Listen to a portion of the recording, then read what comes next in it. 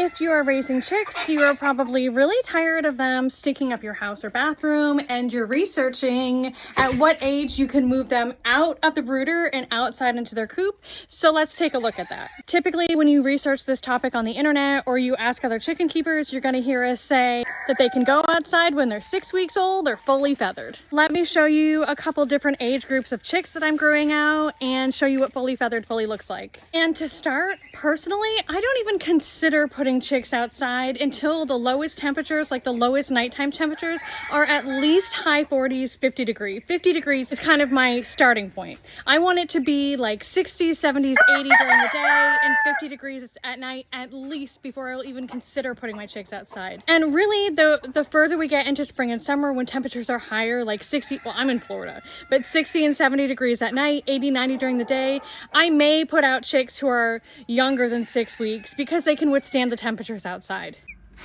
These are the youngest babies I have right now. They're still kept in a brooder. These guys hatched on 2/21, and as you can see, they are not fully feathered yet. This little baby has some pin feathers coming out, some beautiful porcelain feathers coming out, but they're not quite ready to go outside yet.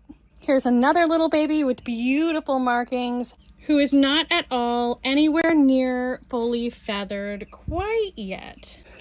It's interesting because this baby is fully feathered and he's from that same hatch. He's also very chocolate looking, and he came from calico eggs, which makes me wonder if an egg of a different color got mixed in there, which is totally fine because he's really beautiful.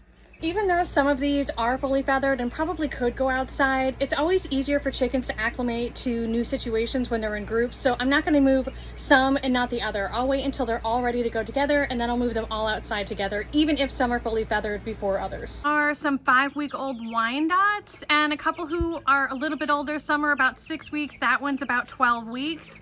And as you can see, they're not quite fully feathered. Or I should say they're feathering in at different rates. She's fully feathered, she's close, she is hiding. She is not quite fully feathered.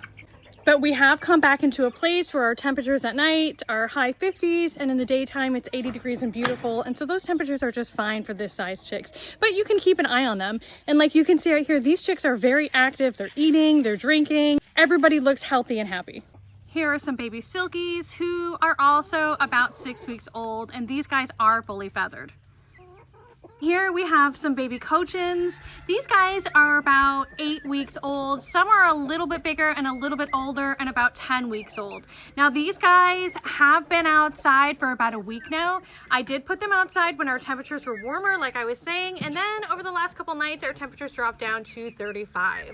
But they were okay because they just all huddled together, and they had a couple days outside to sort of acclimate to the weather out here before those temperatures got super cold. So they did well.